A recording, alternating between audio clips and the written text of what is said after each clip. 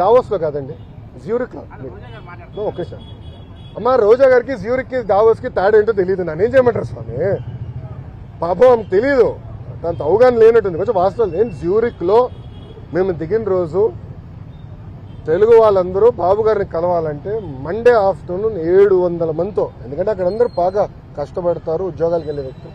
Monday afternoon 700 మందితో meeting పెట్టుకున్నాం. అక్కడ ఒక అతను నాకు ఎత్తాడు, చూపించాడు పేపర్, అన్న రెడ్ బుక్ గురించి మాట్లాడు అని చెప్పాడు.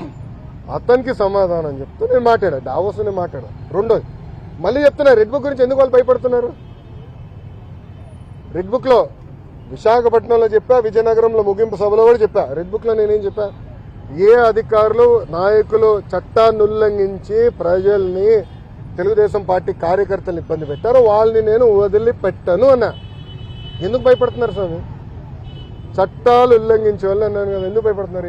చట్టాలు ఉల్లంఘించలేకపోతే ఆగి ఇంట్లో పడుకోండి అంటే ఆమె భయపడుతుంది, చట్టం ఉల్లంఘించింది.